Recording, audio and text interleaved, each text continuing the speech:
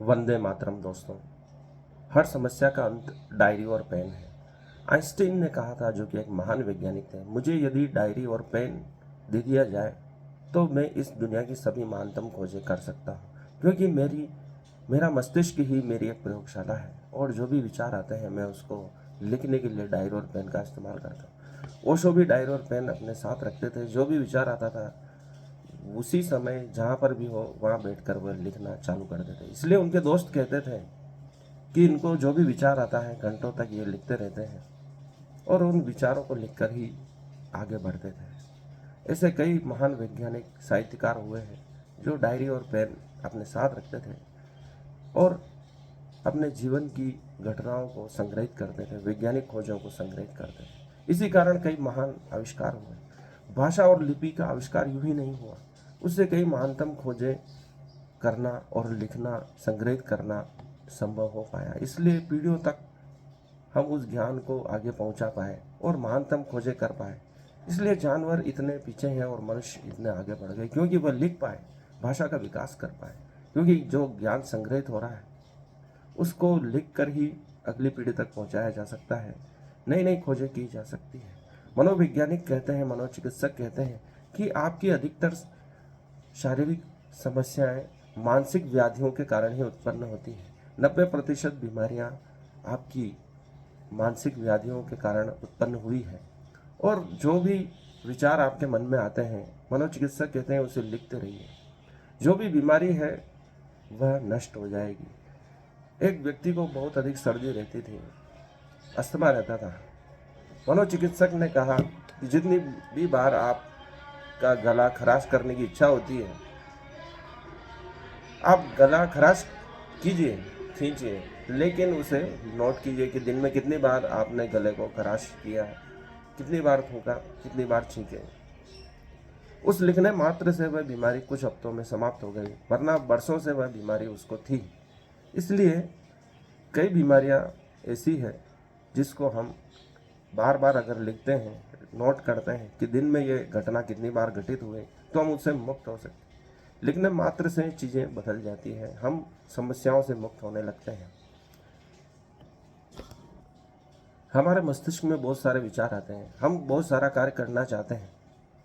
जो भी विचार जिस समय आता है तत्क्षण हम उसे नोट करना चाहिए। डायरी और पेन हमेशा साथ रखना चाहिए। आजकल मोबाइल है, उसमें नोट्स डाले जा सकते हैं। उसी समय नोट कीजिए कि आपको आज क्या क्या कार्य करना है।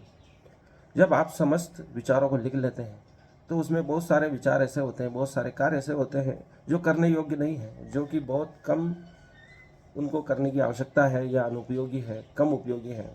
हम वरीयता की सूची बना पाते हैं कि आज सबसे ज़्यादा जरूरी कार्य कौन सा है, उसको हमें कर लेना चाहिए। तो उससे हमारी जो मानसिक उधेड़ बुन है वो समाप्त हो जाती है। समस्त कार्यों को हम लिख लेते हैं, समस्त विचारों को लिख लेते हैं, तो हमारी समस्त समस्याएं समाप्त हो जाती हैं। मैं ऐसा ही करता हूँ, जो भी विचार आता है उसे नोट करता हूँ और जो ज़रूरी है उसको पहले कर लेता हूँ। जो भी कार्य करना है उन सभी कार्यों की सूची बनाई जाए, जो भी मन में विचार आए उसको लिख लिया जाए, तो हम जो ज़रूरी कार्य है उसको टिक कर पाएंगे और जो सबसे पहले करना है उसको नंबरिंग दे पाएंगे।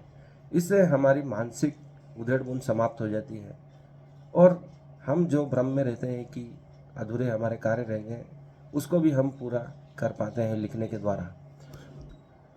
इसलिए धैर्य रखें, क्योंकि सब चीज़ें सहज रूप से होती है।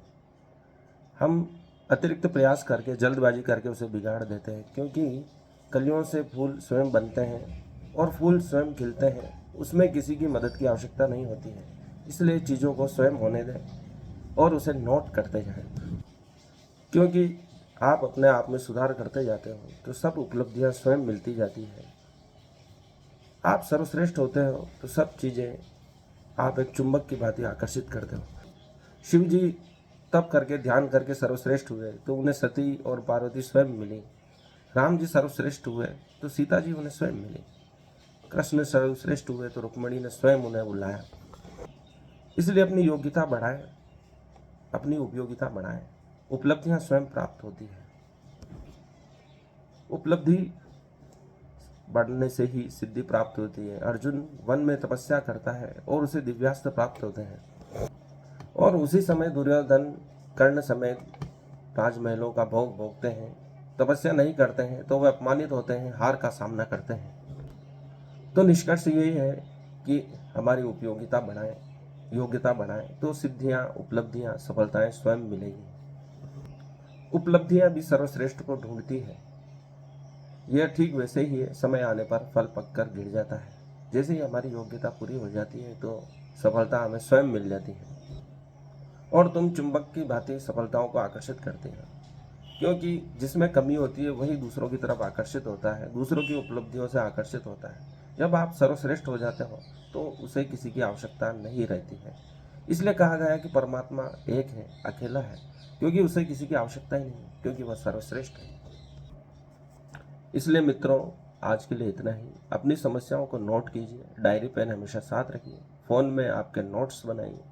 जो भी आपको कार्य करना है, जो भी समस्या है उसको नोट करते रहिए। देखिए शाम तक सभी समस्याएं तिरोहित हो जाएंगी। धन्यवाद। इस वीडियो को लाइक करें, चैनल को सब्सक्राइब करें।